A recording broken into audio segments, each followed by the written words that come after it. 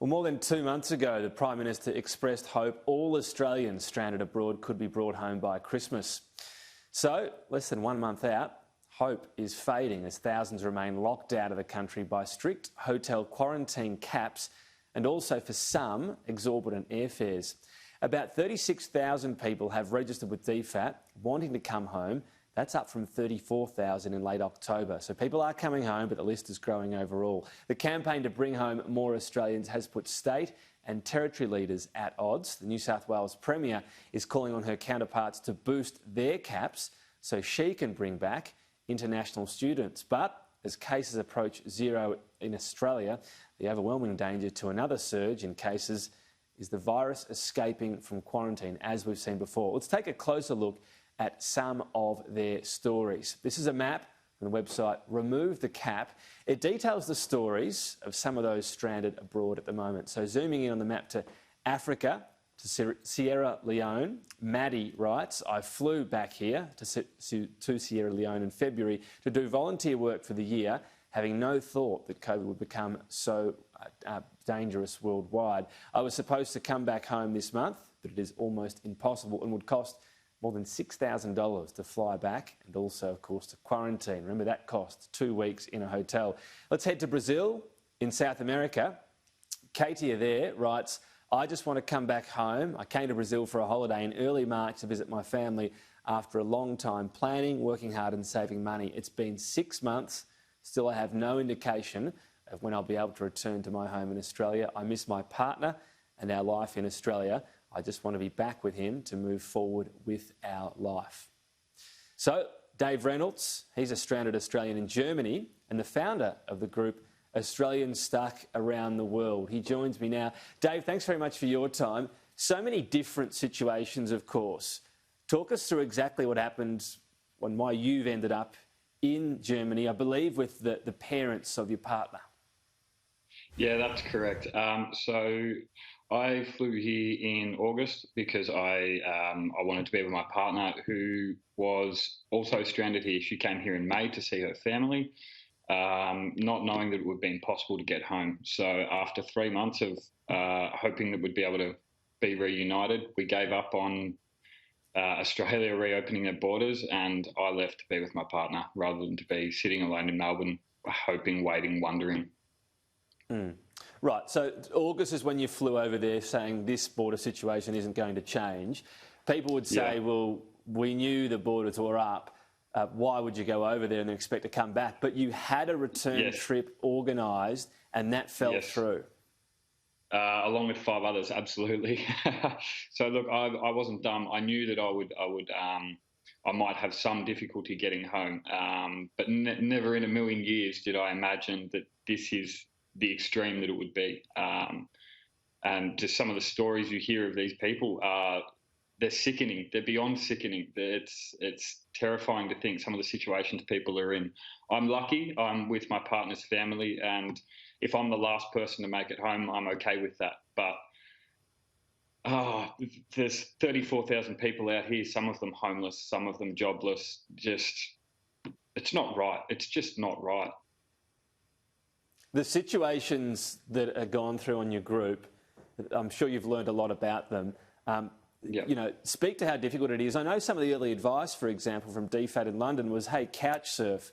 That's possible for some people. I think a lot of us have done couch surfing, particularly at a young age, and it's a bit of an adventure.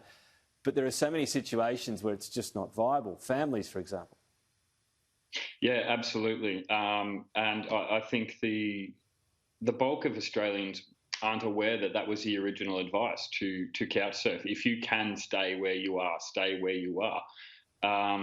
But, you know, the bulk of the Australians these days, they just say, well, why didn't you come home when you could? Like they think that we're out here for sport or leisure. Or I came here because I faced being separated from my partner. So 3 months was enough. I decided enough was enough. I wanted to leave. But then once it started getting increasingly more difficult, and my partner spent thousands upon thousands of dollars on university tuition fees, which have now been lost because she couldn't attend university within the time frame that they wanted her to attend it.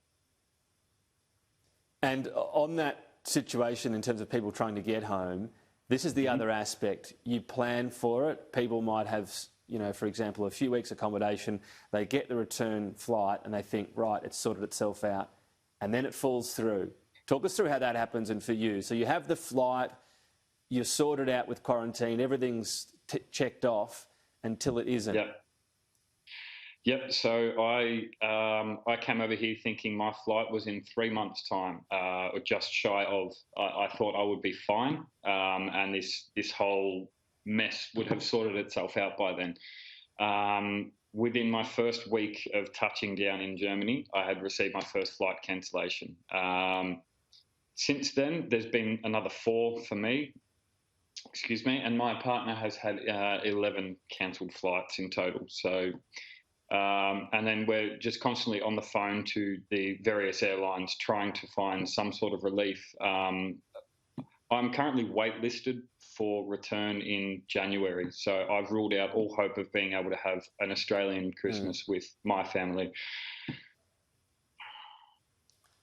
Yeah, which will be tough. So many people separated, and I suppose the uncertainty is what plagues people. What are you told when you contact the government around what they're trying to do? And I suppose as well, I mean, who are you blaming? We know states are limiting their quarantine. We know Victoria has had to through the government's bungles of hotel quarantine, so not as many people getting home there. And then there's airlines as well, reports of business seats, the only ones being taken, and economy keep getting cancelled. Where do you think the blame lies at the moment? I think the blame lies within people. I don't know whose job this is, but whoever needs to work out a better quarantine system. I'm happy to come home and do whatever it takes to make sure everyone in Australia stays safe. So whoever's job it is to work out a safe way for everyone to return, that's who is at fault here. They need to work out a better way to get every Australian home, every Australian quarantined, keep the Australian people safe. But we all need to remember that Australian people still exist outside Australia. It's no more blunt than that. Just because I'm not within Australia doesn't give me any less right to safety.